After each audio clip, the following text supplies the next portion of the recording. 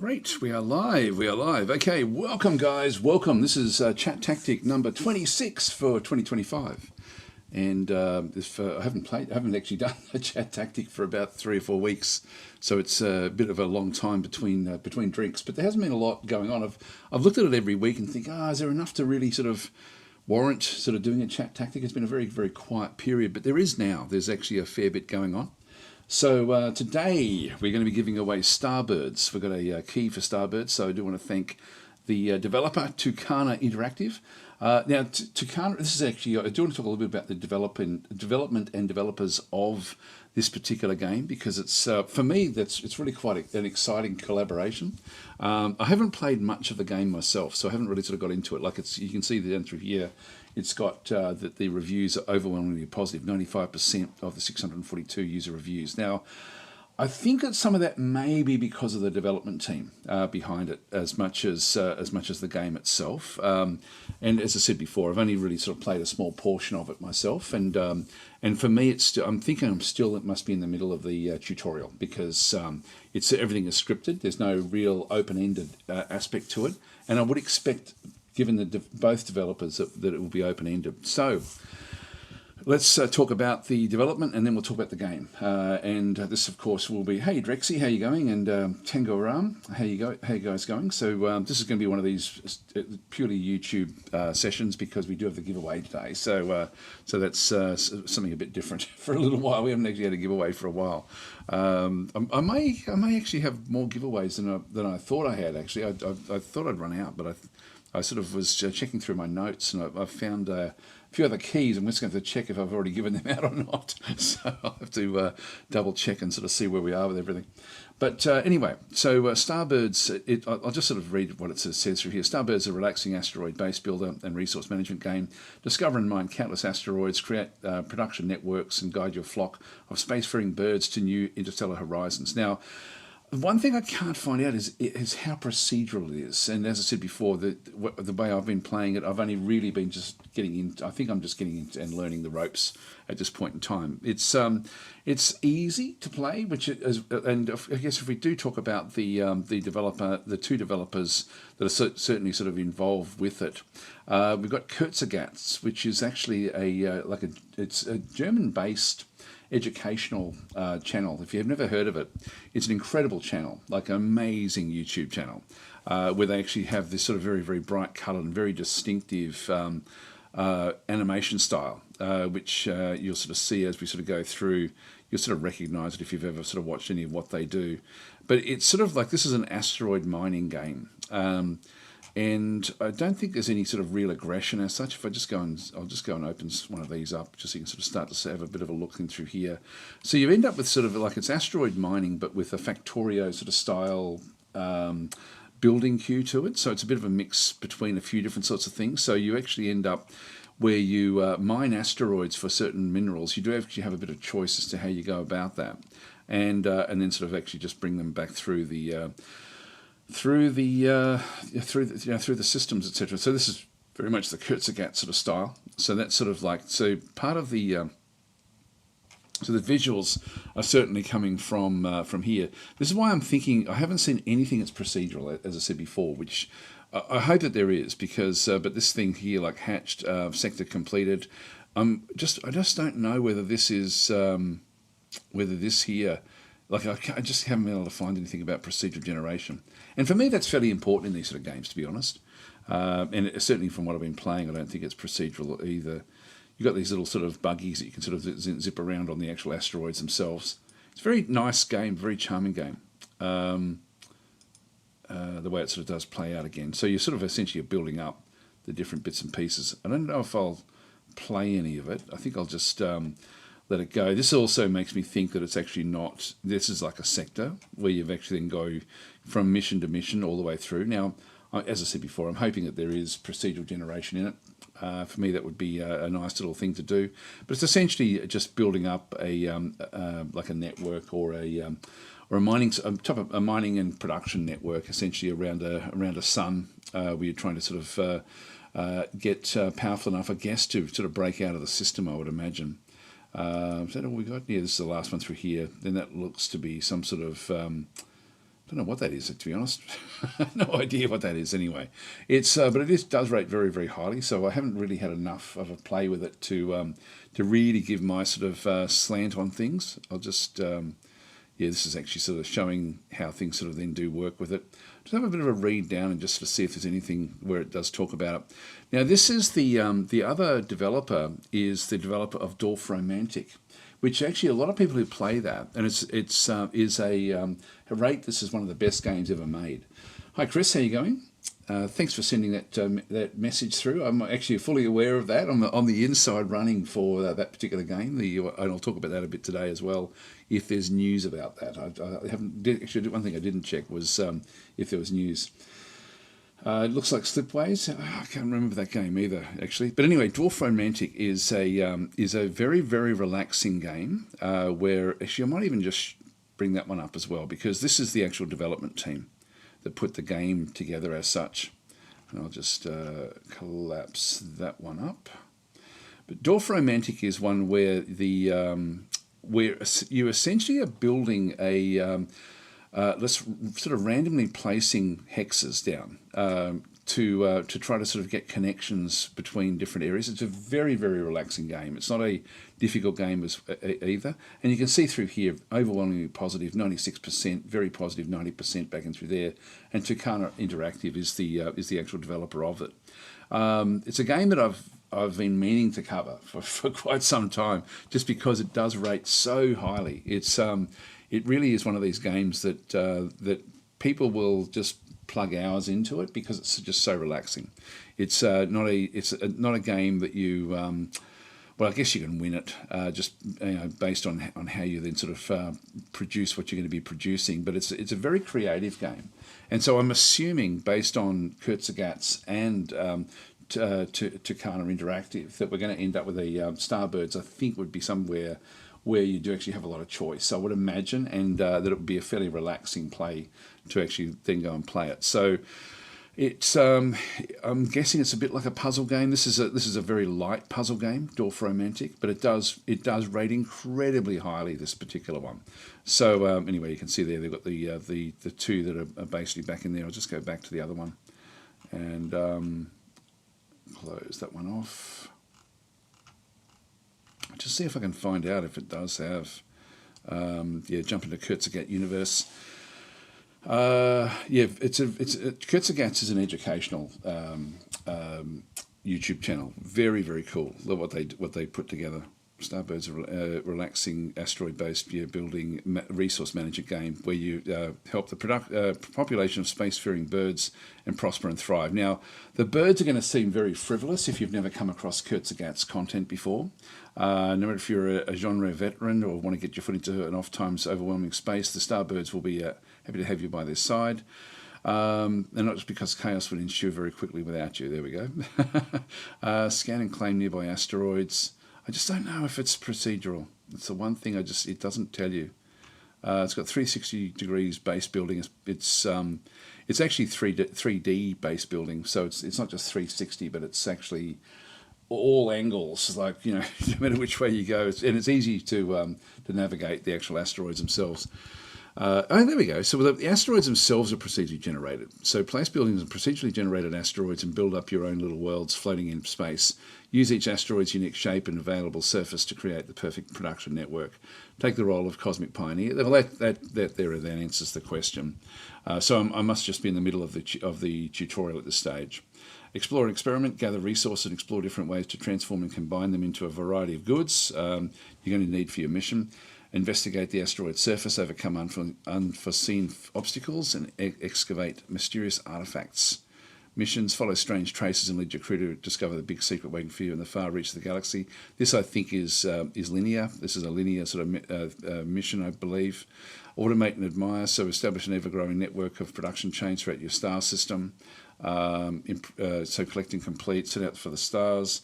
Upgrade your space station, research advanced technologies, unlock new production paths, and increase the efficiency to start your journey into unknown depths of space and uncover its mysteries.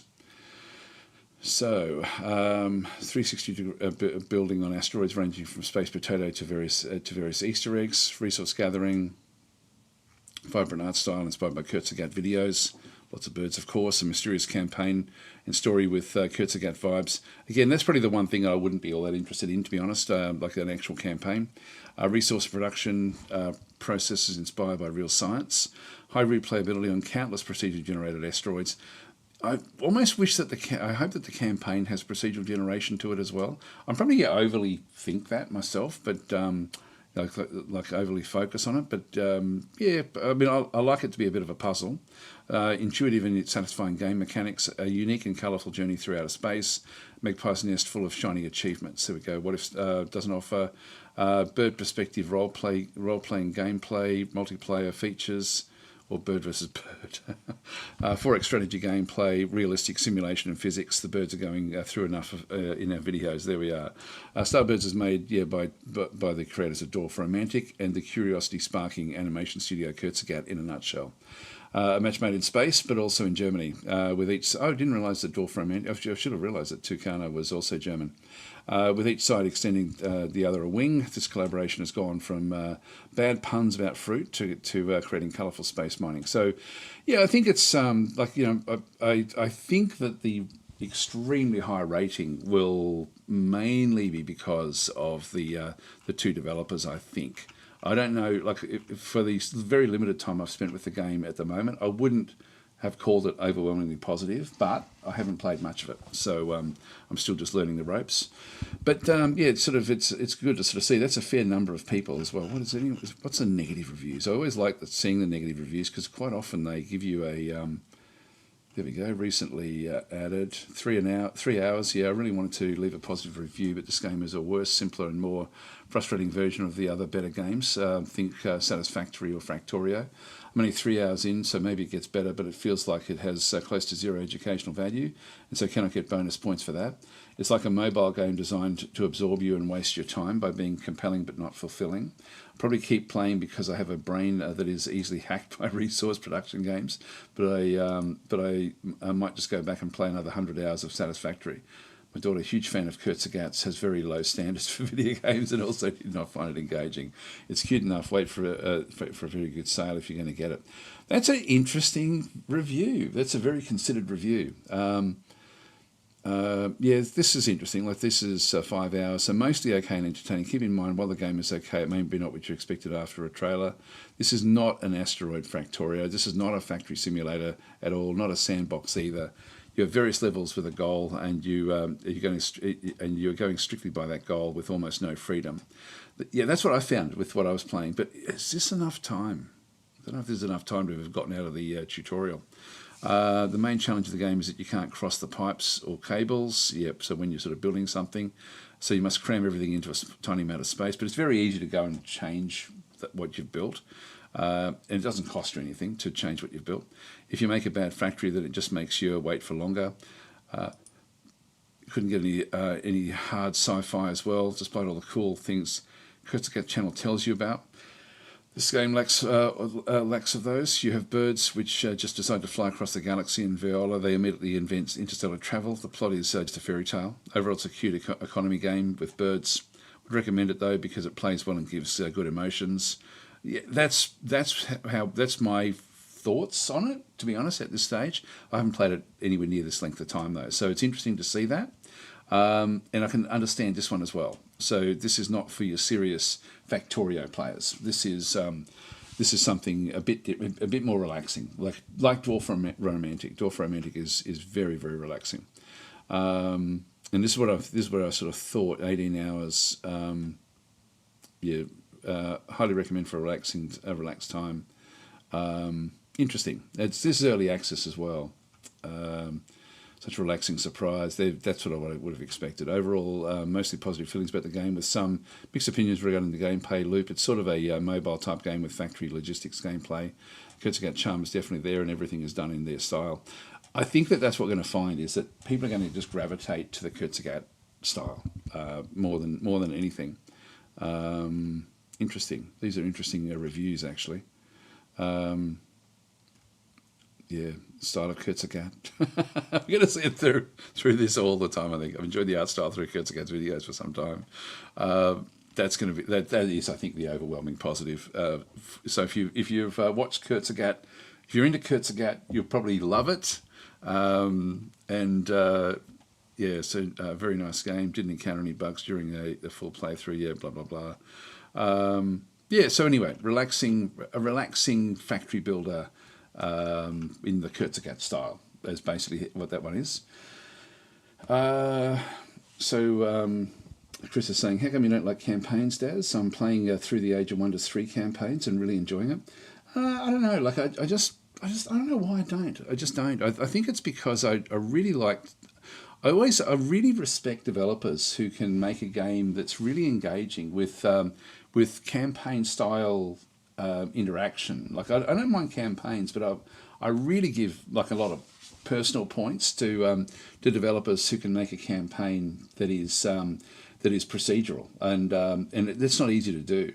Like games that I think really nail that are like Dwarf Fortress, even though it's actually like it feels like it's a campaign when you play it, but it's so different every time you do play it. So I think it's just because I don't want to. I don't like doing walkthroughs. I like doing actual. I like doing something where I can get a replay. Like Distant Worlds, for example, is another one where you've any of those sort of games, like Age of Wonders as well. Like Age of Wonders is always an engaging game when you do play it, with lots of differences, different ways of playing it. So where you don't need the campaigns. The campaigns, I guess, add story and a bit of direction, but I don't feel that you, like in those games, the actual base game plays like a campaign. So it's sort of, so for me, that's sort of weirdly where that is. Villavex saying Dwarf Fortress is one of my all-time favourites. Love that game. Yeah, no, it is for me too. Like it's an incredible game, amazing game, Dwarf Fortress. And but for that one, every time you play it, you are essentially playing a campaign to get your fortress, but you've got so many other things happening, and just the way that Dwarf Fortress is put together, there is no other game like that. RimWorld's another one like that. You know, like where I don't think that you need a structured campaign to run those games. I hope that answers that question there, Chris. But that's sort of the campaigns themselves can be great, but I find that you really only get one run at them. You don't get replay value from a campaign driven game. Like I don't anyway. One game that really does stand out to me as being different in that regard, although they've now brought in a procedural campaign, is the Terminator Dark Fate Defiance. I love the campaign in that. Like I love the way that the story plays out. So I've had a lot of fun in that game, but that surprised me because I enjoyed it just such a high amount. But they've just recently brought in the way of sort of then playing it a bit more sort of randomly, which I also really like. I really love the way that sort of has now been done as well.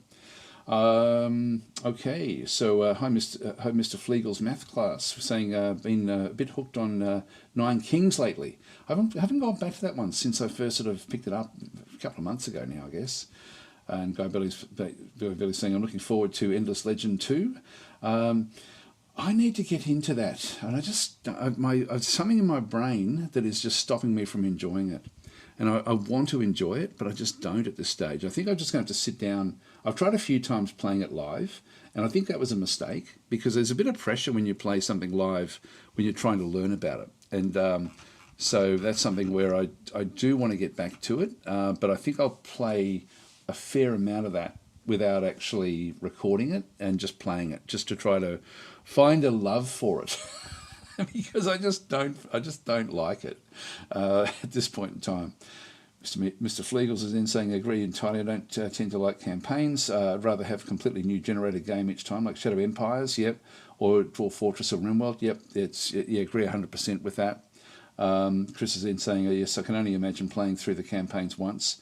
So it's nice to have the options of random maps once you have finished the campaigns. Yeah, and I think Age of Wonders 4 has done a great job of actually giving you progression, like with the with the whole I forget what it's called now, like we have the Pantheon system in well, it didn't just come from Age of Wonders 4, but Age of Wonders 4 has really fleshed that out really quite nicely. Where you can keep on playing with your characters if you're wanting to. Villavex saying, I love games with emergent systems and interactions more so than traditional linear design. Yes, very much so, very much so. Just grab myself a drink of water. I'll be right back.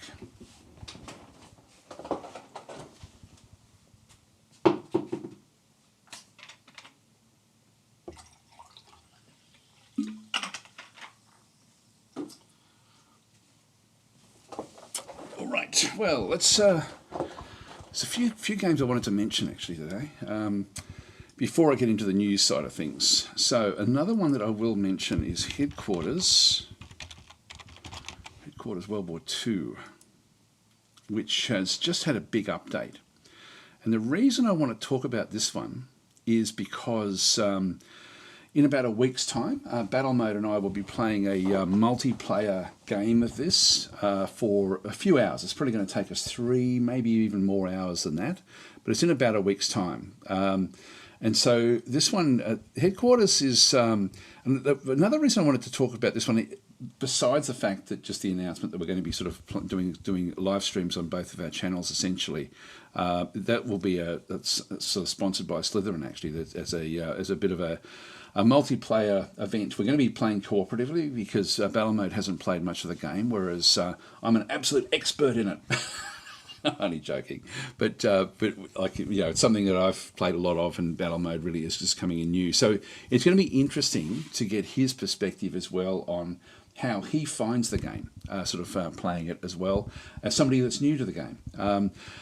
It's a game that is, I don't ever like seeing the word fast-paced. It is turn-based. It's a turn-based, but it is, I guess it is fast-paced in the sense that, you know, the turns play out relatively quickly. It's a fairly simple game to get into, but there are some, like now with the new changes that they just brought in, actually, there's some really, really cool stuff in it. So I will actually just quickly go through the news for this one. This is the Urban Warfare. So I'll just talk a little bit about this one through here. This is a free update for the base game. Now, there's 2 DLC as well, but you don't need the DLC to get these ones in through here. And so this free update adds 6 new urban maps and major AI improvements, making every battle more dynamic and challenging. Now, I've played a couple of the maps and love them. Love these new urban maps. It's a combination of lines of fire, like where you've got sort of like narrow streets where you can actually shoot down the streets, but also hopping from house to house with infantry and sort of moving your troops through towns and things. It's really, really good fun. I've got to say, I've enjoyed it much more, the maps, than what I expected to enjoy, like a hell of a lot more. It does change it changes the feel of the game dramatically. So it's really, really quite cool. The thing, so we've got different sorts of cities. Now, we're going to be playing probably a 2 versus 2. So there's 2, Ridgeline Conflict and Shattered City are 2 of the last 2 there are 4-player maps. They go, I think there's 3 2-player maps, just 2, a 3, 1 3-player map, and then 2 4-player maps, I think is the way that one sort of does work. But that's not the most exciting thing. So even though you get these free maps, which are great, it's the AI improvement, which just changes the game and makes it so much more challenging, than what it was before. Like, I used to find it fairly simple to play the game and basically get into a winning position very, very quickly, but not anymore.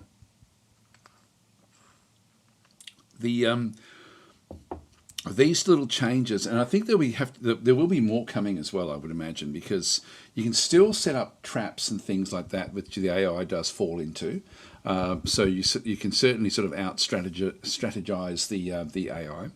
But one of the most requested improvements from the community was to make the AI more challenging and lifelike. With this update, we've completely reworked how the skirmish AI makes decisions. So improved Overwatch response, so AI now balances risk and opportunity, no longer freezing under enemy Overwatch fire. Enhanced pathfinding, units will push closer to objectives even when allies and obstacles are in the way. That's been interesting, actually. I've enjoyed the way that they've done that. They've actually overrun areas that that in the past I'd be able to defend really easily. So they've done a great job of that one. Yeah, smarter flag captures. AI prioritizes units that can reach flags this turn and avoids blocking its own reinforcements. Multi-objective strategy. Instead of focusing on a single flag, AI now manages multiple objectives with shifting priorities. That sounds like such a nothing, but it's so game-changing. What they now do is that like what used to happen was, and I didn't ever really realise it until a few weeks ago, actually. I was playing it and thought, they're not coming after the easy flags. They're going after the one flag that I've got fully defended. And so what they do is they'd actually put everything into trying to take a flag. And if you had a very, very strong defensive position around that particular flag, you'd be able to just wipe out their army and they just keep on rolling forward like a sausage machine. No longer does that. What it now does is it sort of goes off and tries to target all the flags in different ways. And so you could all of a sudden find a massive force arrive at a flag that you thought was safe. So it plays very, very differently with that multi-objective strategy. That really is a major change to the game. So, if you've got the game and haven't played it for a while, have a crack at it, but maybe just dial it down a difficulty level. If you sort of found it interesting on A level, it now plays a lot harder than what it did before. Flag defense logic, so AI evaluates how to hold or abandon a flag, optimizing garrison unit composition. That's pretty cool. Heroes in skirmish and multiplayer. AI can now assign and use heroes, making non-campaign matches more engaging. Again, this is something I'd never realized. And when I was playing it and coming across enemy heroes for the first time, I was wondering why they were so much more difficult to actually destroy than the typical units. I actually thought the game was bugged, but it was just that they were using heroes really effectively, and that's something that you just see. You see that a lot, and when you see an enemy hero now, it's actually something you've got to really focus on. So it's actually that's really awesome. In transport unit logic, AI knows when to deploy infantry via trucks, bringing them faster to the front lines. Yeah, and again, I've sort of seen that a lot as well with the new thing. So this AI improvement, in my opinion, is better than the actual maps, and the maps are brilliant. So anyway, as I said before, Battle Mode and I will be playing this in about a week's time. I'm not exactly. I can't remember the exact date. We do have a date and time set up, but I can't remember what that actually is. So I'll certainly be talking about it in the coming weeks. It's sort of actually when is it? It might be exactly a week's time. Just let me have a quick look. I'll see if I can remember what the timing was.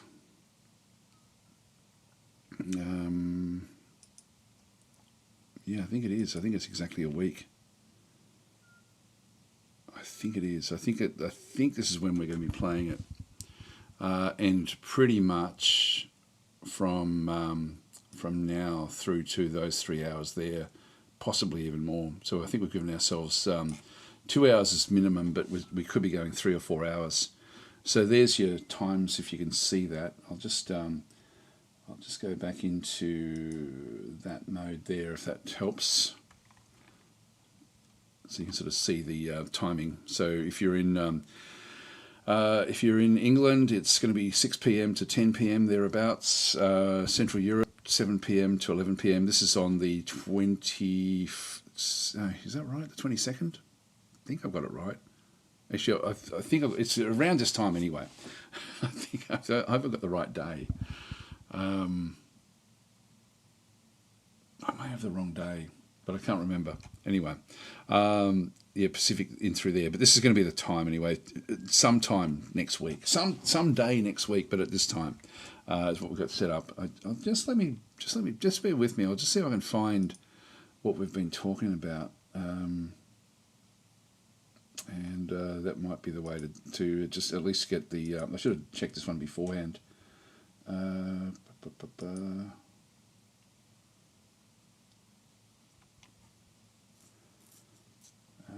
are we? Where are we talking about?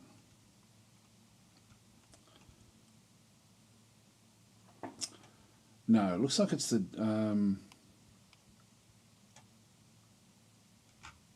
It might be the day after, actually. Might be the day after. Yeah, it's the day after. So it's not. It's a week and 1 day away.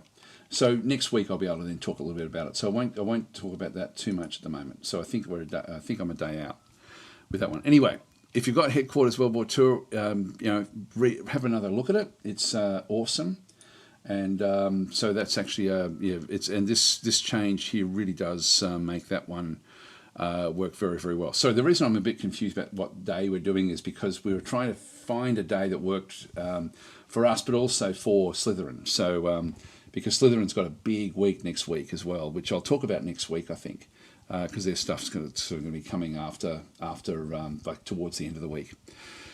Okay, so anyway, that's Headquarters World War II. Highly recommend that game. I think with these new changes, I'm not sure if we can see, this one's just mostly positive in that 75%. I think that's fair enough for where it has been, but I think with these new maps, it's certainly better than what it was. Still some work needs to be done on the game itself, but overall, Headquarters, great little game.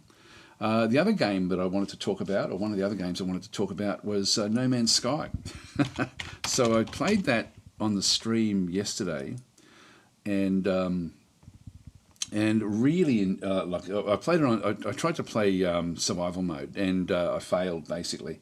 So it was quite difficult. I sort of I had a house rule of only one life, and so with No Man's Sky, this is one of these games where so you've got like a procedure generated world. You go in and then just sort of start to sort of make your own adventure really, which is really quite cool.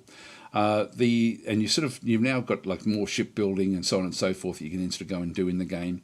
And so it's one of these games where it's not typically the sort of game that I play on my channel, but it's a game, this sort of style of game I do actually enjoy.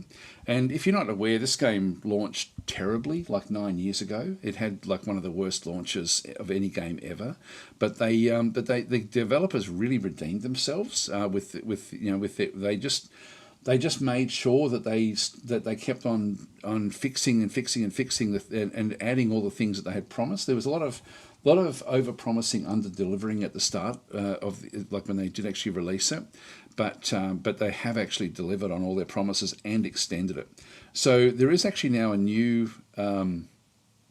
this Voyages update, which allows you to get corvettes very quickly in the game. And so if you are new to the game like me, you've got about a month and a bit to be able to try to sort of play through a way to go and get the corvettes, which is quite cool. I started playing that a little bit yesterday just on my own.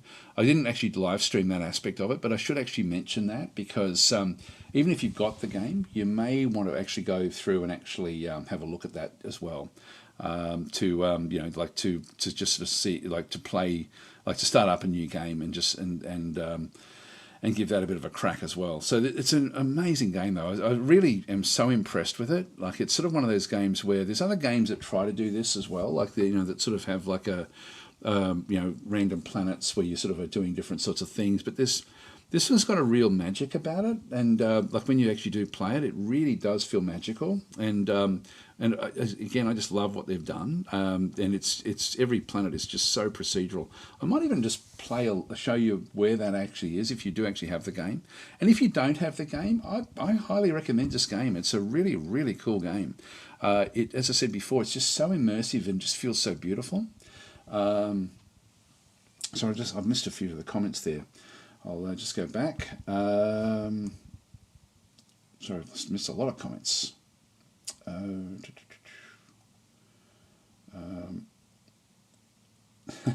Chris is saying Butter Mode hates the Pantheon. We have big disagreements about Age of Wonders 4. Yeah, the Pantheon mechanic in Age of Wonders 4. Yeah, he's dead wrong about most things. And that's one of them. Landred is saying Age of Wonders always feels a bit Yankee, for lack of a better word, as in clanky, or Yankee to me means US, American. So, but I don't think that's what you mean. So, Tango Irma saying, oh, nice. I'm not sure which game we were talking about at that stage. Hi, Tiger Us, how you going? And saying it was amazing to see you play No Man, says Tiger Us. Yeah, no, I really enjoyed it. I sort of now wish I had have played more the Corvette style more than the survival. Survival was fun. I know that I failed a lot with that particular one. Where did we get to? I thought I'd hit Rachel's side instead. I'm not sure what that is. So Reed is saying, hi Daz. Hi Reed. Rapture. Yeah, I'm not sure what the Rapture side is. Anyway, No Man's Sky, what's next for Daz? Fortnite or Overwatch? Hopefully anything other Fate, DM, or whatever it's called, pile of poop. I'm not sure what that is. I'd like to see something like Overlord. I don't know what Overlord is either. So hi Viren Games, how you going? waiting for a sale on HQ. It looks interesting. It's sort of one of these things, like you've only got a limited time to play the campaign to get the Corvette. So just be aware of that as well, which I wasn't really aware of until yesterday when I started to actually look at it and thought, oh, gee, it's only 5 weeks to actually play that particular campaign to get your ship. I'd like to go back and then to tea time in UK. So would be mid-morning coffee break for me here in Vegas. Oh, okay, yeah. So that's the time, which is basically the time that I started doing this. No, it was half an hour before I started doing this stream. Was when we're going to be streaming. We'll probably play like and just get used to the game. Maybe an hour before that. Just make sure everything is going to be working. One of my misgivings about doing the multiplayer with battle mode is, first of all, his personality. No, I'm only joking. The only misgiving I actually have about it is, and I don't really, it's not a big misgiving, is it's a turn-based game, which means that one of us will be having a turn while the other is basically doing nothing. So I'm not sure how we get around that. We might have to look at and see if there's a way that we can do screen sharing, and just so that if you're watching on either of our channels, that there's always something that you can then look at that's happening. I'm guessing we'd be able to just do that anyway, because we are going to be playing on the same team, so we're not just going to be waiting around. We're also going to be using the Slytherin play-by-email system to actually, so we'll highlight that as well, which is a very, very good system for people who like to play multiplayer games in turn-based play-by-email multiplayer games, like Field of Glory and those sorts of games can be played that way as well. So we've both got our Slytherin patches done. Anyway, we'll keep on going. So yeah, they do this and it's good, and they never charge for DLC, says Chris as well. No Man's Sky has come a long way for sure. Yeah. I was surprised to see you play No Man's Sky. It's so grindy. I wouldn't guess you would like it. I don't like to stream games that are that take a long time, but I do enjoy playing them. Like I've been playing. What is it? I've been playing like a first-person shooter, for example, for just for my own enjoyment for a fairly long time, and I've also now been playing a game that I can't remember the name of it. No, my mind's gone blank. Actually, I can minimise. I've been playing Deadeye Deepfake Simulacrum lately, just because I've been enjoying that one. So I've been playing that one. God, that's a hard game. It's a fun game, but very, very hard. And I have been playing. Where is it? Is it in here? It's one of these, but it's actually it's a first-person shooter. Dagger Directive. I've been playing that as well, which I've been enjoying that one, just as a first-person shooter. So that, and No Man's Sky is certainly a game that I would enjoy to play. But probably not doing too many recordings of it. But I will actually show. I'll show where we are with there. The bolt gun, says Chris. Yeah, that's another one that I did enjoy back in the time, and it's now got the next one as well has come through as well. The Warhammer bolt gun with some latest improvements. That's like an old Doom style game, which but it's good fun. It's actually really cool. Actually, that game. That's another one you can sink a lot of time into. And VivaVac is in saying you can configure No Man's Sky Sandbox to be as little or as grindy as you like these days. Let's go and play it. I'm sort of mindful, like last time I was playing a small map the whole time, and so I'll try when I play these games to go full screen. So we just sort of can show them. So my apologies for last time. I really didn't think that one through when I was sort of showing stuff. Let's get into it.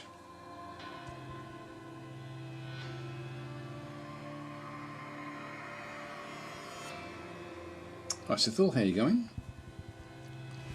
Now, just go to play. So I've started a Corvette run.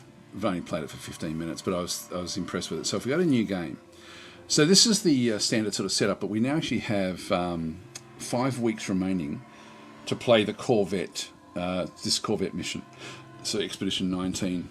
So design, assemble, and upgrade a habitable starship, your home in the stars, and your refuge, from the Sentinel Horde. So this is actually one where you, where the standard mode, you're sort of building a small ship. This is a big ship that you end up getting to build. So if I just go back and sort of start one in through here.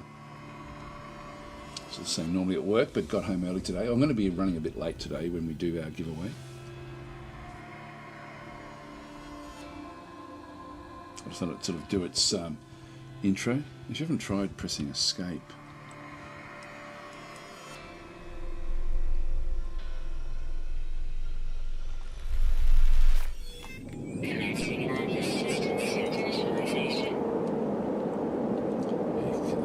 Speed this up. When you play this one, you're not playing on a dangerous world, really. But there are dangers in the world. It does have high toxicity. It's incredible what they've done with just visually with this game. It really is nice. It is one of these games where, and this time when you do start with this, you're starting off with all of the equipment that you do need, which I didn't have yesterday. So we were bare bones when we were playing survival mode. That looks like a dangerous plant.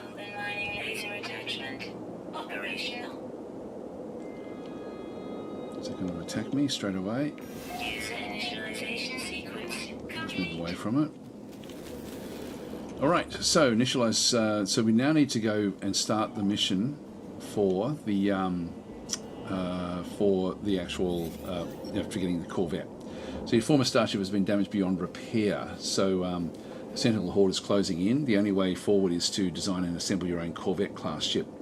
So view progress in the expeditions page. So that's actually one thing we have to go and do. Earn equipment and exclusive rewards by completing milestones. Sentinel authorities have forbidden all starship trade. Design and assemble your own Corvette starship and upgrade it at each rendezvous station. Phase rewards can be accessed on any save. This save will remain playable when the expedition ends. So that's essentially what you've got through there. So just to very quickly go through, if you've got it, this is actually a completely new start, and you'll see there that we now actually have like our compass. We now actually know where we are, which we didn't have yesterday. This would have been I would have been able to play much more through the whole game. Not the whole game, but I would have been able to have gotten a start without being killed all the time, which is what happened yesterday. I was just being killed the whole time. So there's a whole lot of different stuff. If I do go and press escape and expedition, this is the one where we then have to go through and start to play this one. But you've only got 5 weeks to do it, so just be aware of that this is actually a limited time for you then to be able to go through, and you'll see down through there, rise from the wreckage of your ship. So it's the first one, and then you go and assemble your first Corvette. Excavate 5 Corvette modules, etc., etc. So you've got like a whole progression of things that you then need to sort of step your way through. So this one here, I'll just find my ship, which is where, if I click over there, is that it? No, that's not it. Where is it? Oh, there it is, in that direction. So just move down. So yesterday, whenever I was doing using a jetpack or sprinting, it was using my oxygen supply up, and so it was a mixture between the toxicity of the planet, like the heat and the cold, etc., which was fun. I actually really enjoyed it, but it was we don't have that problem here. We do have other problems we then have to sort of go and make sense of. So there's we've got to be careful what we take. For example, if I take these things here, they're going to there's going to be things that come and hunt me. So then have to sort of switch the mode of my mining gun. But in this case, we have like I can press C, check for things. I can press F and start to have a look around, to start to sort of look for hidden bits and pieces, buried mineral formation there. So we get these are things we didn't have yesterday. So you start off with all this stuff. So it's sort of a bit of a fast start, but with a view to getting what you need in sense of the Corvette. So it does give you a nice fast start. So there's the ship, but this one we don't get to repair. There's a second ship. Delta Flyers starship. I don't know who that is. Ours is damaged. I wonder who this is. I haven't. When I played yesterday, there wasn't a second ship right here. So this will be like a different ship in here. I don't think we could go inside it and do anything with it. I'm not sure what this will then go and do. Yeah, no, it's not our ship. This is our ship.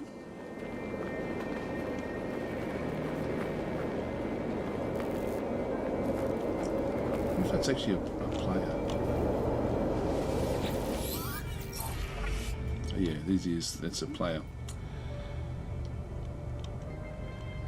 Anyway, it's the I won't keep on playing, but this is just go and get rid of all this stuff.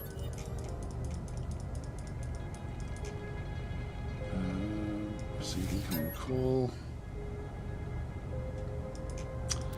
Sorry, I'll just get out of this. I've got to let all this go through. I'm clicking madly just to get rid of it. There we go. Turn, and I can now get out of it. So we'll quit to desktop. But yeah, it's I'm impressed, really impressed with the game. Really impressed with it.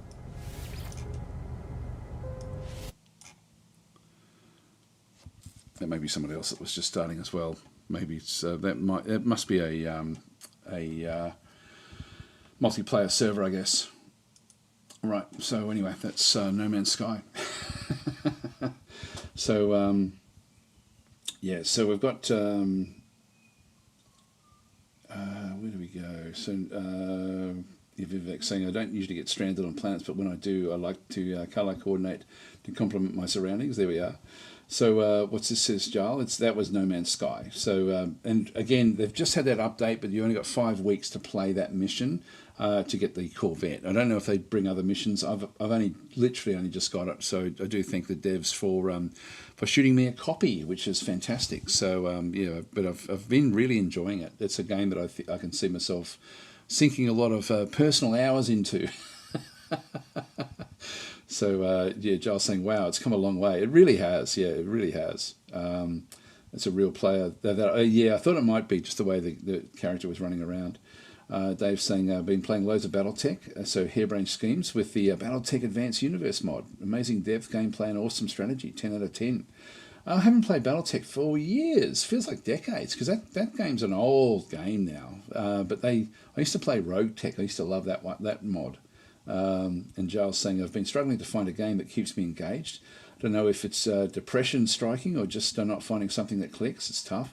Yeah, I know what you mean. Actually, like I get very mild depression, and not very often, but when it does come, there's certain games I just really can't look at. I get sick of it, and it's sort of for me. It's some games also, if you're playing them when you are feeling sick or flat or whatever, you often then associate those games with that with that mood. So it's sort of one of those things where you have to be a little bit careful with it as well. I think it's it's sort of funny, for me it sounds really sort of frivolous, but I always, when I'm feeling like that, I always try to get outside, at least sort of force myself to go and do something like outside, whether it be a little bike ride or something, not for very long, but just certainly does help. Villavex is saying, in that rut myself for a while. Yeah, not fun. Yeah, it isn't fun. Might fall into Factorio again for another 40 hours or so. I think it's one of the, one of the dramas or one of the dangers of playing games is that it becomes a way to procrastinate, if you know what I mean. Like, I know that certainly it is for me. Like, it's sort of one of those things where I will often do it because I don't want to be doing other things, and so it just takes my mind off other stuff, which is fine in one sense. But I guess it's that healthy balance is the hard point. And I guess I play a lot of games, a hell of a lot of games, and so it's sort of and I have to consciously. I have very specific times. For example, usually in about half an hour I would stop. I'm not going to the beach today, but I normally stop to go for a swim, and so just to try to get that, and that's made a big difference for me, actually, just making sure that I'm not just locked away playing them completely. Yeah, Giles saying, yeah, very true. You're right. Touching grass is big. My best wishes to both of you. Yeah, no, it's sort of one of those things where I find that like for me a bike ride and literally just going. Well, we live really close to the beach, so it's quite a nice. It always looks different, and like I might only be gone for 15 minutes, but it's enough. It's enough to feel that you've done something for that day, because that's the other thing I find if I play computer games all day long. At the end of the day, I'm feeling like I haven't really achieved anything, so I feel worse at the end of it, even though it's taken my mind off it. And so Nicola is saying, "Have you tried running?" I'm too big for running, too big and old. For me, it's bike riding. Bike riding and swimming is what I do. I don't do running. To be fair, I never have. I've never been a good runner. I've played a lot of sport when I was younger, but I was never good at running. I was always too big and slow. Anyway. And Villavex saying, I've noticed that there are some games I prefer watching others play than playing myself, and Daz's pacing and selection is nice. Yeah, no, thanks for that. Yeah, it's one of those things. I get a lot of those comments, actually, where people just, just like hanging out, which is great. Chris is saying I have bipolar and some of the proper manic runs on games when I am in that state of mind. Yeah, Villevec saying my knees cannot abide running. Yeah, mine can't either. It's I have pretty bad knees, but bike riding for me is perfect because there's no pressure on anything when you're actually riding a bike. It's good exercise. It's good for your aerobic sort of side of things, and I ride every day. I ride where I work. I ride to work, so I get about an hour's worth of bike riding every day as well, which I just love. I just I would if I don't get to ride a bike every day, I do notice it now. It's sort of funny. It's funny because there was times when I just would just lock myself away and play computer games, which is not good. So Chris is saying, then at the other end of the scale, I don't play at all. Yeah, I know what that means. Like, yeah, sometimes you just can't face it. And Robert Barron saying, Door Kickers 2 Task Force North on sale on Steam, 30% off. Did you enjoy that one? Yes. Yeah, Door Kickers 2, amazing game. Let's go and open that one up. Didn't realise that was actually on special.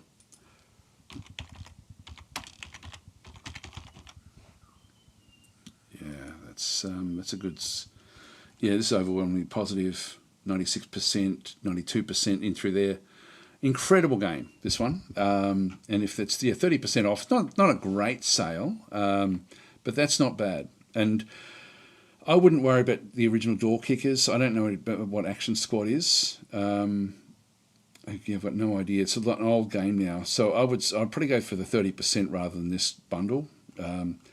Just looking at those in through there.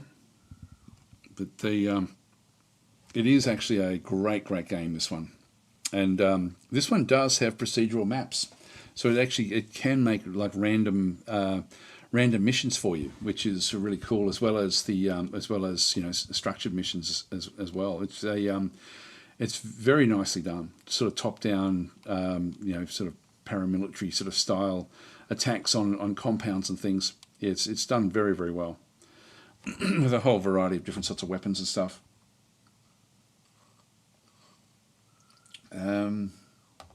Thanks for letting me know about that one through there.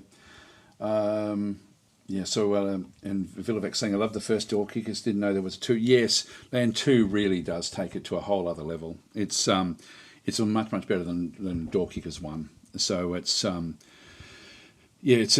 great game, that one. Like it really is, and that's the one you could sink a lot of time into as well. It's very, very well done. So Charles is then saying, my son has started gridiron football and loves it. It's something that gets us out of the house, and even we're in the house, we play Blood Bowl together. That's been my highlight. Oh, okay, that's pretty cool. Okay, so it's actually so gridiron football, as in the actual playing football itself. Well, yeah, that'd be cool. How you manage to bike in summer? Isn't it really hot down there? Well, it is, but it's you've always got wind when you're on a bike, so it's always you don't ever get hot because you've always got the wind, sort of in your face. So people often ask me that one actually, and but it's actually really not not a problem. I don't find that I don't ride fast, but I ride fast enough to just have as if there's a gentle breeze the whole time, which is good. Sometimes, like we've just come out of where we are, we have these strong winds in August, and so we're just coming out of those September, August, and so there's still a few of them around, but that's not fun going into the headwinds. So. So Villavec saying, I wish I could bike where I am, but biking in 115 degrees heat is not so fun. Yeah, like again for me, I mean where we are, it's semi-tropical, but it's also fairly temperate. So our temperatures usually in summer end up around about 30 degrees Celsius. I don't know what that is in Fahrenheit, but that's. And that's fine. Like it's not as if it's like 40 degrees. 40 degrees is I wouldn't be wanting to ride around in 40-degree heat. But probably up to 35 I would happily ride around in. So Jarla's then saying I felt more like SWAT 2. Had more of a SEAL team vibe. I enjoyed both. No Plan B is also a great title in that genre. I haven't played No Plan B or SWAT. I think I played the original SWAT way back in the day. But no, I've really enjoyed Door Kickers too. It gave me all the procedural generation that I've ever looked for in these sort of games. So it's they do have structured missions as well, but it is a very, very good game. Really enjoy that a lot. So it's really, really cool. Okay, so another game. What other games did I want to talk about? I might just go and open up my Steam area. That's not mine. I can't make this one go into a larger size. Just go to the library. I'll talk a little bit about the games that I've been playing and what I'm trying to get into Endless Legend 2. I just can't. I've played 1 minute in the last 2 weeks. So I really just wanted to find out what I actually had through there, but that's something that I do want to get into that game, but I'm just not. Other things I'm allowed to talk about. Whiskerwood I've got the demo for Whiskerwood. I'm not allowed to show it yet. I'm going to be able to show it in 4 days' time. 4 days' time I can then show Whiskerwood. I think a lot of you will like that game with what's coming up. I'll just see what else I've got in my most recent played. Yeah, the other ones I think we can sort of, they're all pretty cool the way they're sort of working out. We spoke about Headquarters.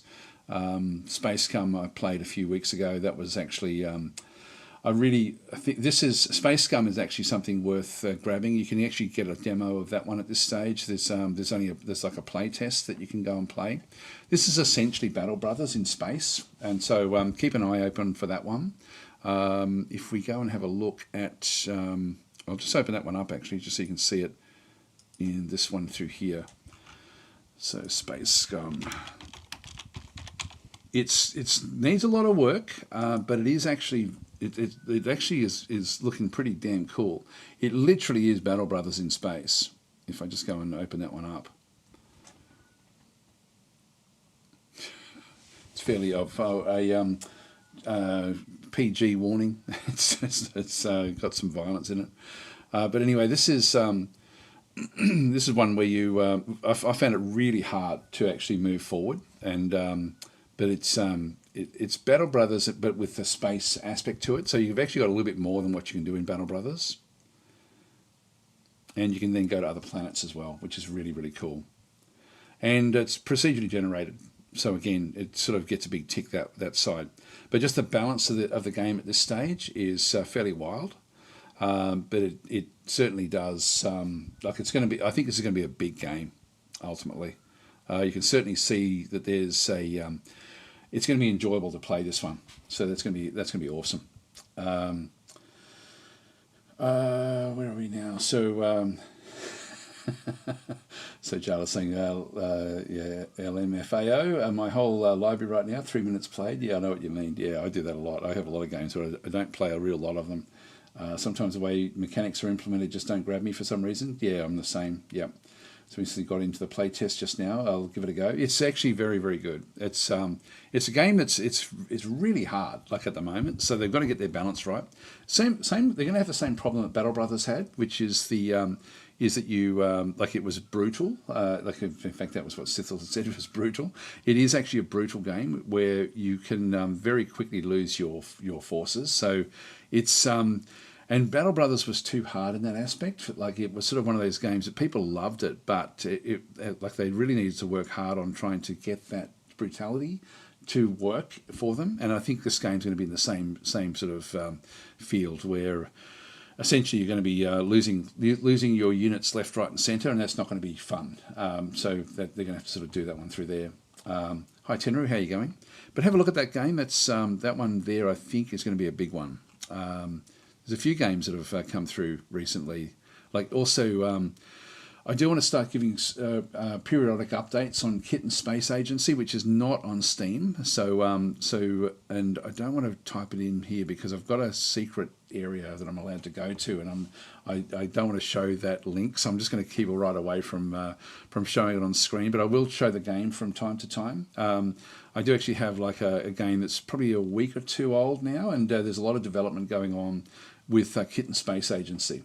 Kitten Space Agency is essentially going to be the spiritual successor to Kerbal Space Program, and but it's going to take it a lot further. And so it's very early days yet, but it's very exciting. I think that's going to be a massive game. So I'll keep you up to date with what's going on through there. But I just want to let it develop a little bit more before I start to sort of to show aspects.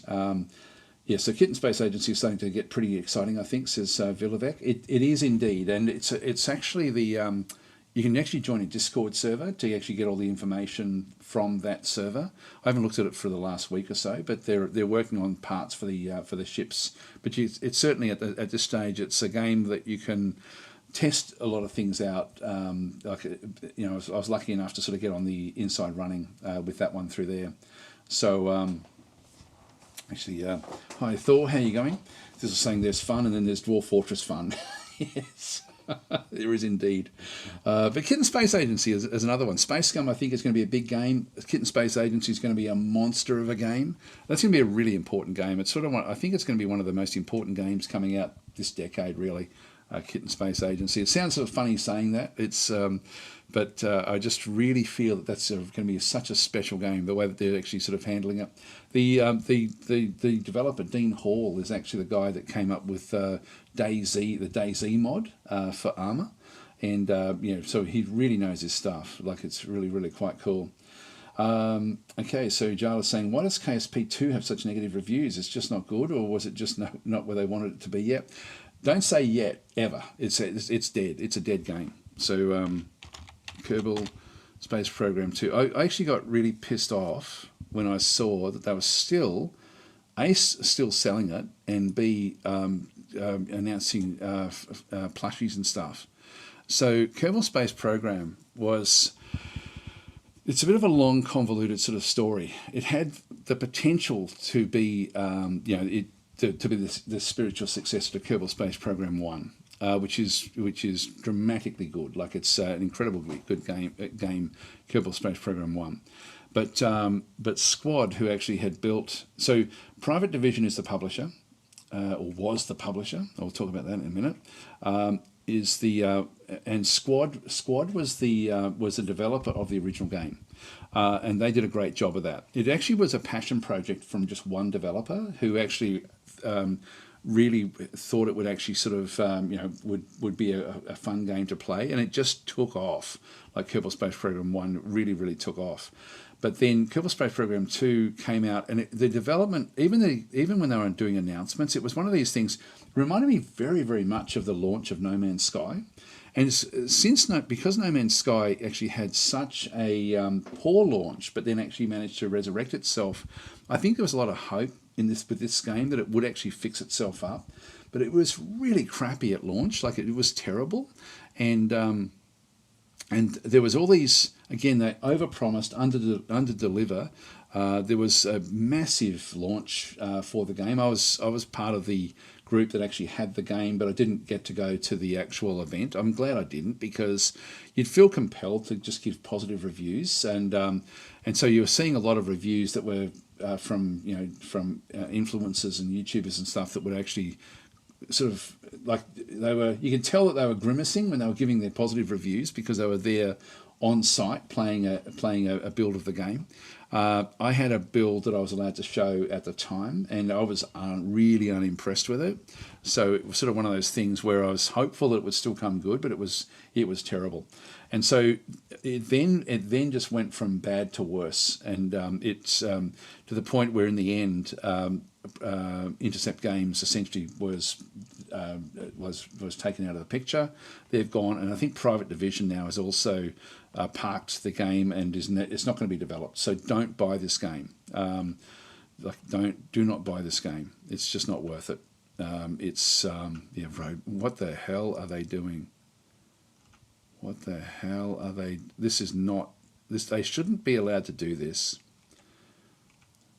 This is God, that shits me. This really pisses me off, I've got to say. Like, I don't get pissed off that often, but this really pisses me off when I see that they've still got a roadmap and they're still considering it to be early access. When, if you don't know the history of where this game currently is in its developments, which basically it's a dead game, why are they presenting a roadmap? That just is wrong. And the other thing about this one too is that they were giving, they had plushies that they were, I think it might have been Kerbal Space Program 1, which is also not in development anymore, but they're still trying to sell plushies on one of them. Anyway, I find that it really surprises me and really shits me off, to be honest. It should be illegal. It should be illegal, Jarl. It's a dishonest, that should be fixed up. It does tell you there, the last update made by the developers was 15 months ago. The information and timeline described by the developers here may no longer be up to date. Well, it's not up to date. We know what's happened. We know everyone got the sack. We know that the companies no longer exist. The game no longer exists. This should not be here. And that's why people are just 27%, and then over 10% are giving it positive reviews. So of the 220, so they're still ripping people off. It's that should be illegal. So Tiger Russ is saying gives gaming in general a bad name. No, it's sort of funny. But the funny thing is that RocketWorks, which is the company that's building Kit and Space Agency, was actually one of the people who tried to become the developer of this game. They actually were in the running initially, along with a few other companies. So they did a pitch for it to Private Division to then become the developer for Kerbal Space Program 2. And I'm so thankful that they didn't get it, because I think that no matter who ended up as a developer, Private Division was dead anyway. And so Private Division essentially has completely gone. Intercept Games has gone. It's just a dead game, and it shouldn't be. The first thing should not be the roadmap promising what's coming. That's just wrong.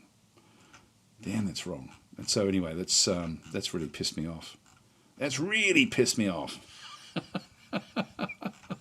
So anyway, that's I hate that. I really hate that, because these are expensive games, and the fact that it's still for sale is just wrong. It's so wrong.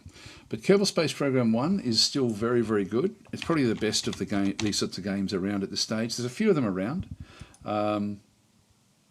So this one is overwhelmingly positive, at 95% and 90% back in through there in the last 30 days. So this one is an incredible game. And again, we'll sort of see Private Division as the publisher, but Squad was the developer. And they did a great job. There's some really good mods for this one as well. So it's still very playable now, even though it's 10 years old. So it's sort of, it's an oldish game. But this was a very, very important game in its day. But Kit and Space Agency will be the next iteration, really, and it will be a great game, I think, just based on what they're doing. The overall approach is very, very different. It's going to be very community driven, and RocketWorks is not beholden to anyone. They can they've got a few other games as well, and I really, really like what I'm seeing of Kit and Space Agency. I sort of went from being a little bit thinking, I don't know how this is going to work. Even the word kitten sort of surprised me in a negative way. But having watched a lot of what they've done and read a lot of what their philosophies are, I'm such a fanboy of RocketWorks. just over the last couple of months, just sort of reading what they're doing. So I will be sort of keeping you up to date with development of that game. But I didn't have a look at it this week. So but I will over time just sort of go and sort of show different things through there. But KSP, the original one, still an awesome game. Still great. But Kitten Space Agency, when it does come out, will be the one to look at. So Giles saying, can we voice complaints? I'm going to put KSP1 and KSA on my wish list. So yeah, KSP1 is, like, as I say, an old game now, but it's still good. But again, Private Division, that bothers me that they're still in there, to be honest, because they really have, like, I forget who their parent company is, but there's a convoluted history of what does go on. But do not buy KSP2. It's a dead game. Shouldn't even be on Steam, says Tiger Russ. Well, see, some people, it should be clear this game is a dead game. Buy it at your own risk, basically. I think that some people would still want to have it. So I can see why it should still be on Steam, but there shouldn't be a roadmap. It shouldn't start off with roadmap. It should start off with a big notice saying this game is dead, this is the history, or go here to read the history of why it's dead, and it's not going to come back. It's an as-is purchase, basically, and it should be for about $10, I reckon, and then probably would be worth it. So that's my take on it, the way it sort of does work. But yeah, that really shits me off that was done. That was sort of shown that way. Okay, so anyway, that's not good. And look, I don't know, like the development team as well. It was just blowing bullshit, or smoke up your ass all the time. Like it was just It had such the vibe of No Man's Sky when No Man's Sky launched. It really did feel very, very similar, with just the impression of over-promising and under-delivering. But No Man's Sky completely flipped that and sort of has made now an incredible game, whereas KSP2 is completely dead. So don't ever think it's going to come back from the dead. It's just not. So Tiger Russ is saying, should be a rule no update for 12 months removed from Steam unless version 1.0 and above. Yeah, that's actually not a bad little thing. Or at least have some sort of trigger or some sort of notice that that's what's happening. Particularly when we know the history of what's happened. There's no secret about the collapse of that company. So yeah, I'm not sure. It's an interesting one. So the same Private Division is complicated. They have published a lot of neat games, but KSP2 is the black mark. I don't even know if they still exist as a company, but it shouldn't be listed like that on Steam. It should be full disclosure of what's going on with that. So Jarla's saying, I've seen some games that notices have said that this game hasn't been updated. Yeah, that's what we saw there as well for this one through here. New cycle should be removed as well. Yeah, and then just name the last released one.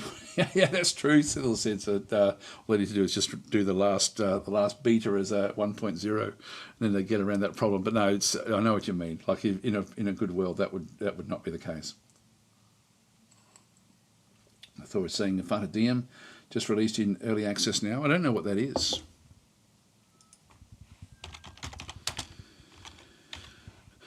The God Sim. Okay, there we are. I don't even know about this one.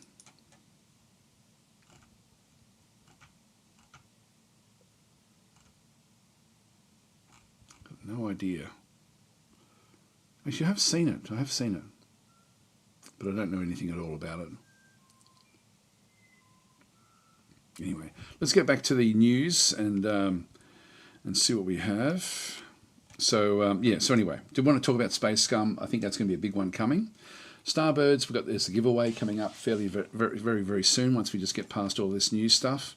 Starship Troopers has... this is not my type of game. The Starship Troopers is a game, it's a real-time strategy game without any active pause, and which is normally for me a hard no. Is usually I will not play a game without an active pause if it's a real-time strategy game. Worldbox is a major update as well, says Chris. I love Worldbox. Like, Worldbox is a really, really cool game. So I won't open that one up because we're sort of running out of time now. Cecil's saying, yeah, but yeah, rule in general is buy games when they feel done enough, so read reviews. I don't know, like I do sort of like early access games. I like to get in when you sort of see, like for example, Space Scum. I can see that being a really, really big game eventually, and a lot of fun. So I think that they're the sorts of games. As long as there's lots of updates, you sort of get a feel for it, I guess, if they're just not going to make it. But there was a lot of hype around Kerbal Space Program 2, but they just didn't deliver on it. Yeah, Worldbox is a god game as well, which is really, really cool. I keep on meaning to do content on that, but I think I've done 1 or 2 videos, but I haven't wanted to do more. But Starship Troopers, as I said before, this is a real-time strategy game without an active pause, but it's really enjoyable. Like, it's very, very well done. This one does rate really quite highly. I won't open it up, but that's but I've been having a lot of fun with that lately as well. Like, it's very nicely done what they've done with that game. Headquarters we spoke about, Deadeye Deepfake Simulacrum. I've been playing this one a lot just for my own fun over the last week or so. Whiskerwood, I'm not allowed to show that yet, but look out for that one as well. That's going to be a fun game. We'll look at the Steam area for it.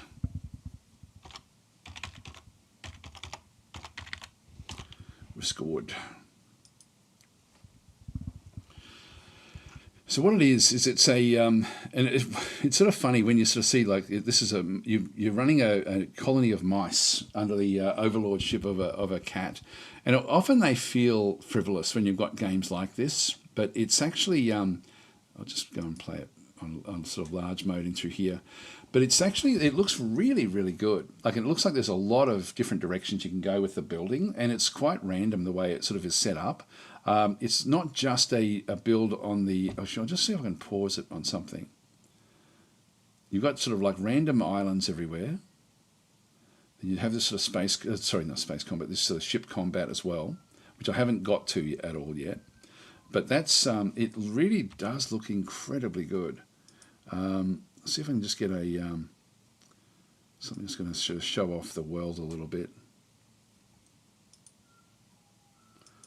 So again, it's sort of Factorio sort of style, but in a like in a sort of fantasy, sort of mouse-driven world. You've got different different terrains, different biomes, but it's voxel based. So if you're doing something, you can actually then terraform the world around you to then sort of get things working. This is a shipyard. This is sort of early in the game. You can sort of see there the voxel sort of terrain coming back through, and then you've got to sort of build your city in around it. So it's quite different. The way it sort of works is the terrain all sort of voxel based, and so I'm sort of making a highlight of that voxel base because it presents puzzles for you to solve with every single build that you do, and it's all random. This one here, we've sort of got like you can mine away or dig away the actual voxels themselves, the terrain itself, and then build sort of like largish areas that will do different things. And of course you've got this combat as well. So for me, it's actually I'm really excited for this game. I think it's going to be a fun city builder with a lot of really interesting ways of playing, because it's going to be so unique just in the way it sort of does work. It looks really, really cool. It looks like a combination between one of those city builder games, these historic city builders. My mind's gone blank. Anno. It's like an Anno game mixed with Factorio. So it's sort of, I think that's probably the best way of actually looking at this game. I'm going to be allowed to show that in about 4 days' time, so at the end of the week. So I will actually be showing that one. So yeah, Space Combat, there we go. So sci-fi sequel already, yeah. No, it's but it looks really, really well done. And because it's not real people, like the Anno games are based on history, this one allows it to extend in all sorts of different ways, which again, I really like the idea of that. So there's no limitation with where this game can go, because we're dealing with sort of fantasy, like, mice essentially will be the ones sort of running this particular thing. And then we have the cat overlords and pirates as well. So it's got a bit of everything. It's got the best of everything. So it's looking really, really cool. So keep an eye open for that one. I'm not sure when when it actually releases. Planned release date. Interested? Yeah, it does not have a Steam release date, but I do actually have like a demo which I'll be able to show in a few days time. So I'll Definitely do that one. There we go. Tom and Jerry meets RimWorld in this complex city builder. I wouldn't say like that's not right. It's not RimWorld. It's actually more Factorio, but this is actually that's showing the the way it sort of does work. It's Factorio, but in a Anno world basically. So Chris is saying that just got a Discord message that Battle of Polytopia is free on Epic Games. Yeah, Polytopia is a fun little game. Anyway, let's keep on going. So CNC is saying it does look more interesting than your typical colony builder. Yeah, for me, it really there's a lot of positives about this game. There we go. There's the voxel mining back and through that other side as well. Really, really cool little game. Yeah, tame the Whisker world. Yeah, there's lots of stuff. Then you've got the cat overlords. The dominion of the cat spreads across the seas. Common mouse is sent forth from the home on a perilous journey. Yeah, so even the little backstory. It's just it's probably not going to be for everyone because of the backstory, because of the mice. But it looks really, really cool. The way it's sort of for me, I'm looking forward to playing this one probably more than any other city builder that I've actually come across. I think it's sort of one of these things where just the scope of what they can do with this one is really interesting because they're not constrained by history or anything. They can sort of go anywhere they like, which again I know that will be a negative for some people. Right, let's go back and see what else we were playing. So Distant Worlds 2. Now I've been playing this a little bit on the on the Slytherin channel. So the last game I played was on Slytherin. I think it was on Slytherin, and we've if you've been sort of following the gameplay, the Daorts in the north have now attacked us, and they're the leaders in the game, and so we've now actually got a massive war happening in the north. So there's a lot happening in Distant Worlds 2 when I do play that on Worldly Wednesday in 2 days' time. We will actually be continuing on a fair bit of excitement. There's a lot going on there. I've got multiple invasion fleets streaming into my territories, and I need to essentially play a bit of whack-a-mole against the Daorts in that particular game. So I'll put a little bit of a plug out there if you are looking for combat sort of driven space 4X type fun. Then certainly this coming week there's going to be a lot of that. We're going to be trying to hold on to our planets, and we've done it. I did a reasonably good job of that one, when I did play it over the weekend on the Slytherin channel. But there's a lot going to be happening there. So that's actually but there's major fleets coming into all different locations.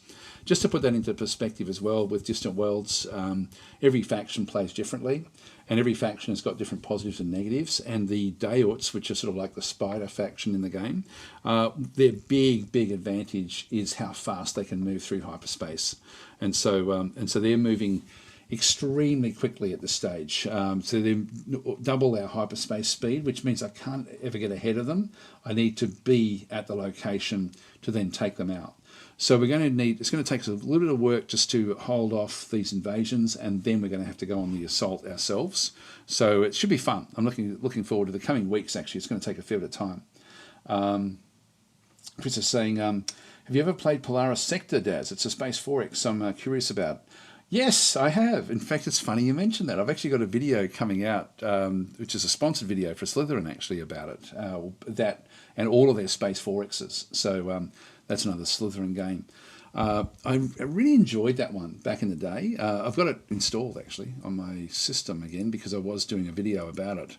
There it is there. So Polaris Sector is... and there is actually a Star Wars mod for it, which is really, really cool. So that's actually something that I don't think I've got the Star Wars mod installed. I did download it and I did test it and it did work, but I think I then had to take it away from the game.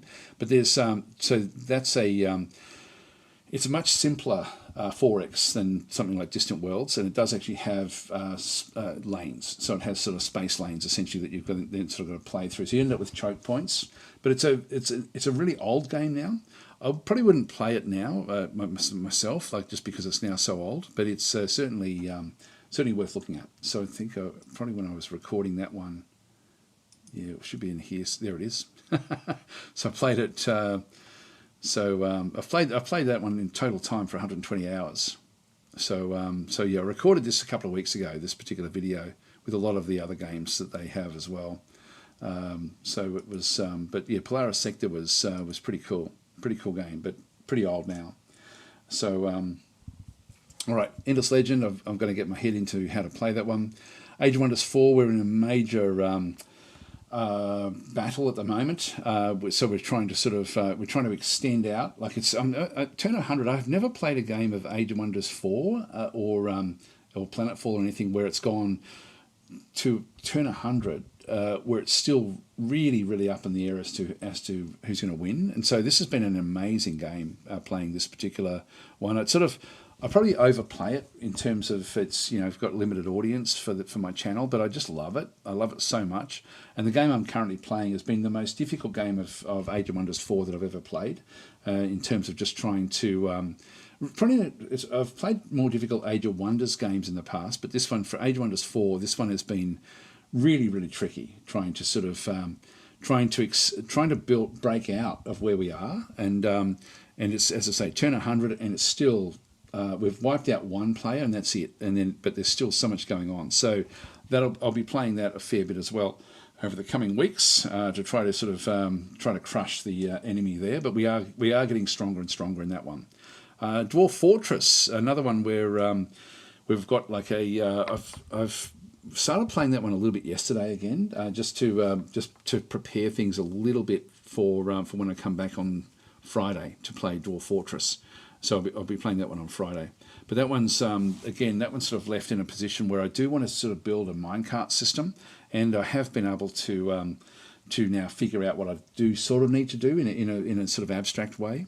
But there's a lot going on in that game as well. A lot. When I had a look at it and opened it up, I thought, I can't actually. I was going to build some of it just so I can actually sort of try to get things going. But there's actually things happening in the fortress right now that, like there's thieves and things actually in the fortress that I wasn't aware of. So we've got a fair bit of stuff going on at the moment in that one. So I'll just wait until we're actually back on Saturday and then start to sort of then work our way through that one. I did actually reset all of the terrain where I was experimenting with the minecart system, just so I wanted to sort of clean that up, just so I didn't have to sort of worry too much about it. So I do need to figure that one out at some point. I don't know if we'll get a chance this coming Friday to actually do that one. No Man's Sky we spoke about. Right, news-wise, what have we got through here? Let's go back to the start. I don't think it was that much. Yep, so Space Scum, I spoke about that one through there. Starbirds, there's a lot of stuff going in about that one. We spoke about Starbirds. That's going to be the giveaway. We'll do that one fairly soon, actually, just in a few more minutes' time. Introducing No Man's Sky Voyages. So Voyages is a new big free update, major update, which gives you the Corvettes. So you've got that Corvette mission, which we spoke about. This is the Scramble Battle of Britain. This is actually 25th. Take to the skies with a new 25th anniversary skin, special video tribute. Okay, so I don't know if that's actually changing much to the game, but Scramble is actually getting better and better as well. Like, it's still a long way off being finished, but it's actually really starting to get some polish to it. That's a fun game, like in terms of a WeGo air combat game. Very, very cool. Endless Legend 2, so one more Tidefall. So what's this one here? The demo will stay open until release. We created a nice infographic about that gathers some stats from the demo. Okay, I might have a look at that one.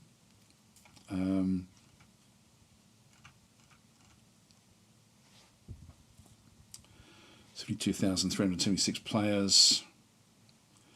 It's different ways of playing the game. I don't see that, to be honest. This is the sort of stuff that I'm finding it very, very one-dimensional, personally. 200,000 hours played, and 35% of players skipped the tutorial, to each their own. I think that was probably me. I'm probably one of them. And then 5,000 surveys filled out. We read them all. There we are.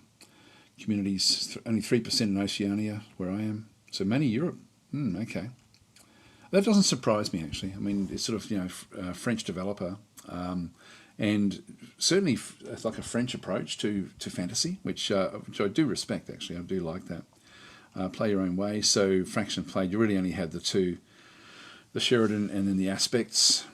The Aspects did nothing for me, to be honest, just from a immersion aspect. I'm really not at all interested in them at all. They're just the way they are. 1 million battles fought. That's interesting. 85,000 Tidefalls. It's pretty cool, actually, I've got to say. The Tales Spotlight. This one is one that just I can play that one now. I've actually got access to that. I don't know if that's generally around. yeah, anyway, I won't go through that one, but it's a game that I do want to like, but I just don't. I find it really quite boring at this point in time.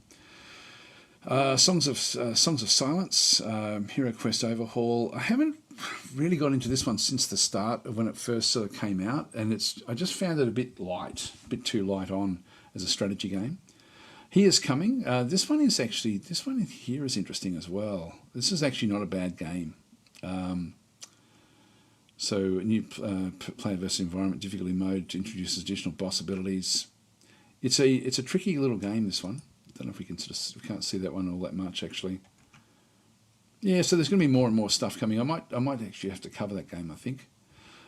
Human Fall Flat. I haven't played that one for a long time. I'll sort of skip over that one. Door Kickers 2, new content update. There we are. I didn't realise that was actually out. We just spoke about this one here.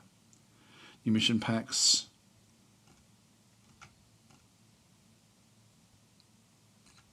Yeah, new equipment and weapons. Objective markers in deploy phase. Well, that might be worth having a crack at as well during the week on my live streams, actually. Just looking at that one through there. Victoria 3, a survey. Yeah, I haven't gone back to Victoria 3 since it first came out. Mountain Blade 2 Bannerlord, so just a small dev blog. That's back from July. That's not worth talking about. This is all old stuff. This week, yeah, we spoke at length about Starbirds. And yeah, that's pretty much it. So, okay, well, let's go and do the giveaway. You know what I haven't done is I haven't actually tested the Marbles system, Marbles on Stream. Let me get set up with this one. So we'll get that one starting. Go into Sublime Text. Carnage the Grey. Carnage with a K. Marbles on Stream. Okay, looks like we're in. Let's turn up, man. Let's turn up. All right, well, let's just come back to that one. I've been watching it pixel. And why didn't my text... Oh, don't tell me Sublime Text is not going to work. I actually need Sublime Text to do this.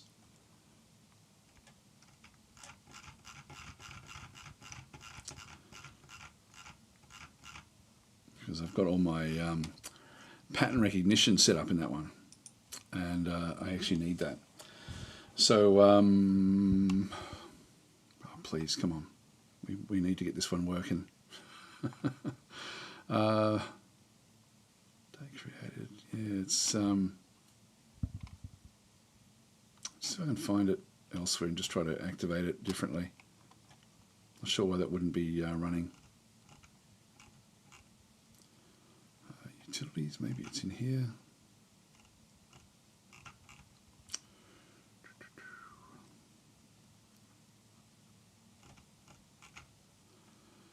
Might be that one. Should be utilities.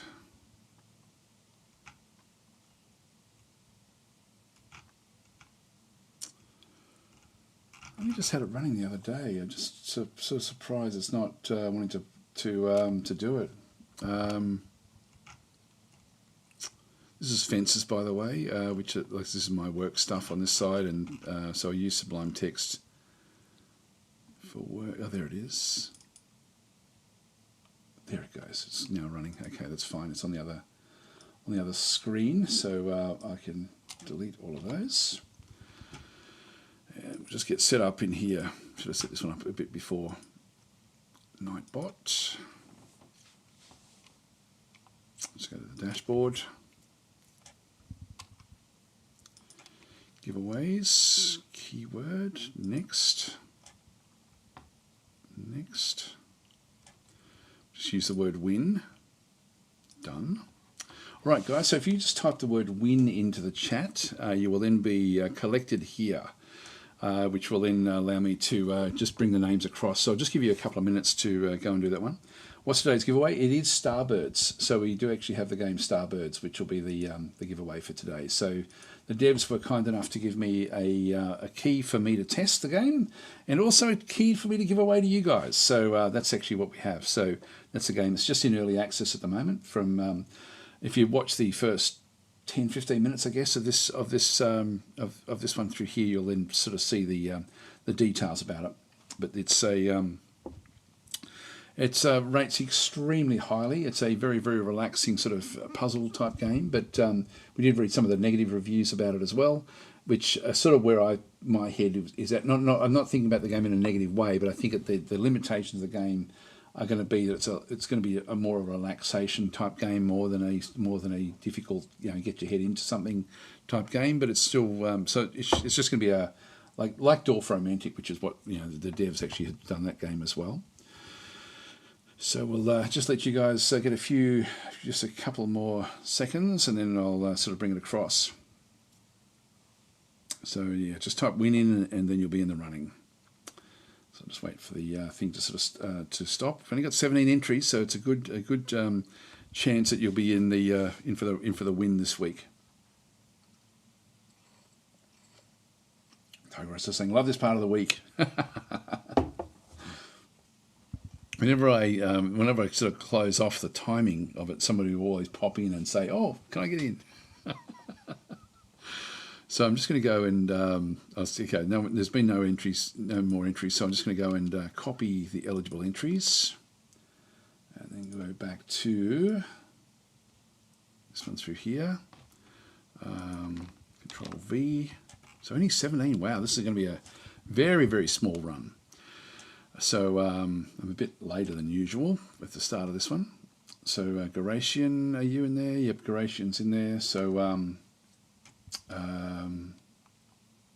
so I've never entered into anything like this before. Says Villavec. Are you in there? Villavec? There you are. Yeah, that's fine. Just let me go and do find replace. Replace, and I've then got the pattern there. Replace all. Just gets the numbers down that way. All right, so we'll just go and save that. So it's only going to be a small run. So, yep, so you're in already. Okay, that's done. I'll close that one off and go back to marbles. We'll do our obligatory 3 this way.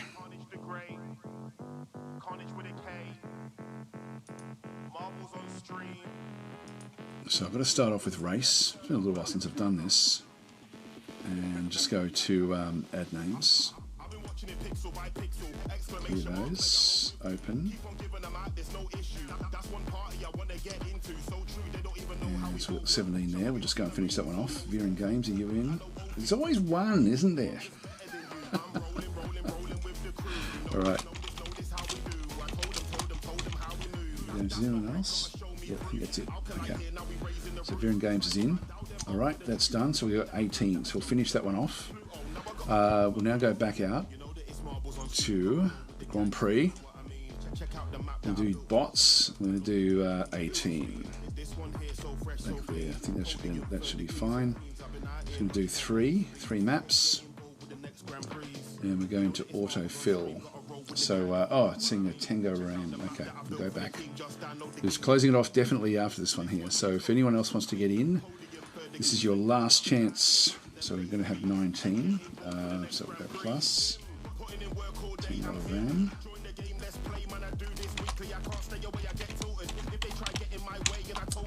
Right, that's it, guys. We're closing it off now. So finish that one. So it's 19 players. I don't know why I'm a bit worried about that music, if that's going to stop. There's going to be a problem, I think, for... so we just go maximum races is 19, using bots. The bots there, autofill. So 3 maps. Good luck, everyone. Here we go. So we're going to be playing. Hopefully this will work.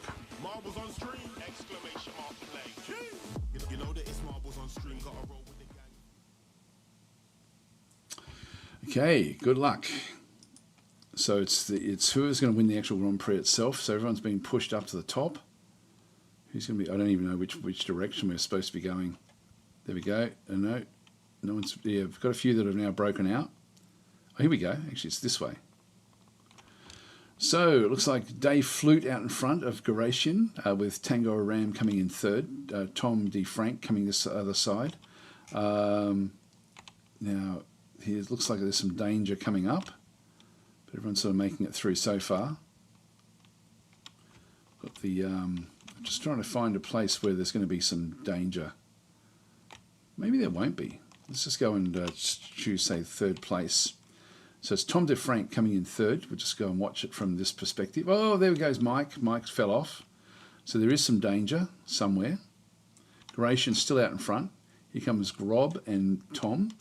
So we are sort of following Tom's, whoa, nothing else has fallen off just yet. Naz has now actually gone straight through and is now sort of making his way up. The others are still trying to get through these, Villavec's through. Everyone's sort of compressing through this other side. Let's just go back up now and watch these guys. So Villavec is coming second, Naz out in front. Naz is just a little bit ahead. Does have a nice solid lead. Nobody else has fallen off just yet. If you come 10th, you get 10 points. If you come first, you get 20 points, I think is the way it works. But and then you've got like other point systems. So coming 10th still gives you a good numbers. Now that's, thought I saw somebody else get killed, but it doesn't look like there is. Naz is now into that bottom thing. We've got Hugh David and Rich are now coming in second and third. I'll just go and grab the third place and just see what actually happens in through here. Actually, I'll just zoom out and we'll just watch the end here. Is that the final? Nope, we've still got a cannon that has to get shot up to there. That's the final one. Naz and Rich both getting shot, and Naz and Rich are the two ones that have finished so far. Who's going to be the next one out? You need the points, guys. You need the points. This is the finish line. Here comes Chris, and Chris is in, and Hugh David's in. Yep, everyone's now coming through. So Silver Collar's currently, Dave and Sithel have now fallen off. Silver Collar got 9th, but who's going to get the all-important 10th place? Would you get the 10 points? Still a fair few, still 3 players in it, and they're not going to make it. Tiger Russ might just make it. Oh, Villavec made 10th. So Villavec gets the bonus 10 points there. All right, so just press escape, final results. Now if we just go back to the Grand Prix, so this is the actual Grand Prix itself. They've got 20 points for Naz, 15 for Rich, 12 for Hugh David, 10 for Chris, and then another 10 for Villavec, 8 for Grob. So then the points then go down from there. So there's been a lot of zeros through that other side. Next map, good luck. So Naz is currently the leader. So here we go this time. Gratian saying I did play the Starbirds demo and found it kind of fun and surreal. So here we go. Good luck, everyone. Good luck. So we go into this big loop, the big rainbow loop. See what the first one is. Looks like Chris is out in front.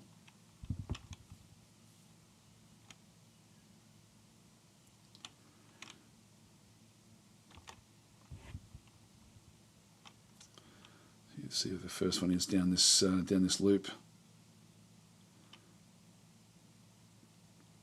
Naz out in front again. Wow, Naz is doing very, very well. Let's go and zoom across. Let's see who's going to get through to here. Well, it's actually Sithel again. Sithel and Naz. Sithel's got a bit of a jump into the middle there, so that's actually a big lead. Naz is now coming through. Sithel's going to be the first one through. So first one down into here. Katana is coming second now. Sithel is underwater or under this area, making their way through with a big group behind them. So you haven't seen this before. There's different hammers and things. Oops, where are we? What's going on there? That's the top. Can't get through there. Oh, I can't break across. I'll just go and click on one of them. Get behind Naz. Just watch what's happening. Oh, Naz is out in front now, according to this. And smashing his way through. Is that the end? being pushed back. Oh, Tiger Russ went straight through.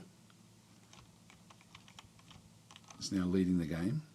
God, it's hard to get the. Whenever I come out, I'm sort of missing the action. It's all happening sort of inside there.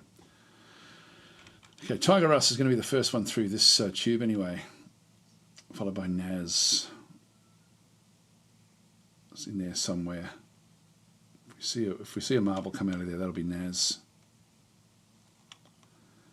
Tiger Russ, this is the finish line, so it looks like Tiger Russ is getting the points here. Naz is going to extend the lead though, so some big numbers there. So Tiger Russ is through. Here comes Naz, that little ball there. So Naz is going to get second. That's going to be very hard to beat Naz now. Oh, hang on. No, Naz finished. So Naz is in there. Next one through is Chris and Tango. Chris just slightly in front. But Tango has got the points. There we are. So then we've got Garatian on his own, Villavec, Hugh David coming in, Viren Games, Tom DeFrank, Sithel. Still got a lot of people at the back there. Sorbacol at the back end there. So we've already had our 10th, so Tom gets the bonus 10 points. And we haven't had anyone fall off this one, so everyone's going to get some finish. I don't know what that loadout 1, 2, and 3 is. I don't know what I clicked on there. Just press escape. Not sure what that loadout actually is. Right, that's the end of the game. There we go, Tiger Russ. Let's go final results. Yeah, we'll have a quick look at the Grand Prix settings in through there. So 35 points, doing extremely well. Can anyone catch up? Tiger Russ has got 23. 35, got 20 points there. It's going to be very hard to catch.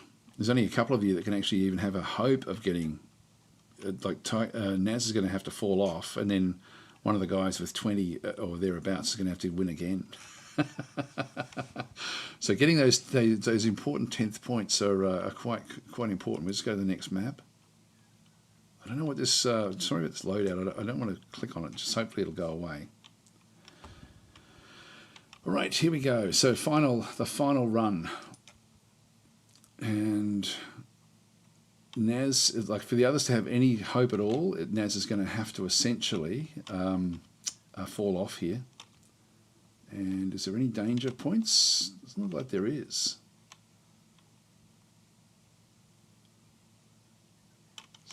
Is that the final?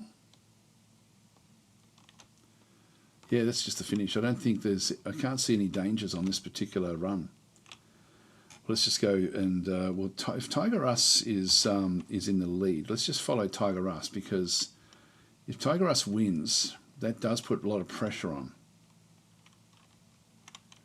Tiger Russ is one of the few people that can actually still vie for the win, but will need to get the win. We'll need the 20 points to be able to put any sort of pressure on. Naz is coming fourth, so I think, well, actually, let's just wait and see until it's very hard to sort of pick who is coming first or whatever. Just move back a little bit. So we'll see when we get to here, actually, whoever's coming first out through this other side. I think the bottom one is Tiger Russ. Yeah, that's Tiger Russ there out in front. Chris coming in second. Thor Nellerman coming in third. Garatian fourth. Sorbacol, Mike, Viren Games, Dave Villavec. So Grob, there's Naz there. Naz is outside the top 10, which does give, if Tiger Russ can maintain the lead, and it's the one without the name tag. I think if I go to a second one, and then go back again, will it reset the name? Whoa, Chris is gone. So, Tiger Russ is gone. Okay, well, that's, and I think that they were the only two that could actually compete with Naz. Geez, a lot of them are blowing off here now. They're all dying. So Villavec's dying. Is Naz is still in the game. Here comes some of the other ones. Viren Games looks to be out in front now. Viren Games, followed by Garatian, followed by Rich, then by Naz. So I think Naz, I think you have won, I would guess. I think that you cannot be sort of caught at this point. So let's just sort of see where you are.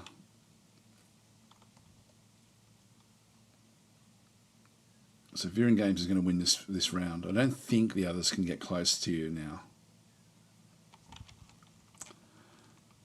That was exciting up until those explosions that happened in there. I didn't realise there was actually a danger element to it. So Viren Games is the winner of this run. Garatian coming in second, Rich coming in third.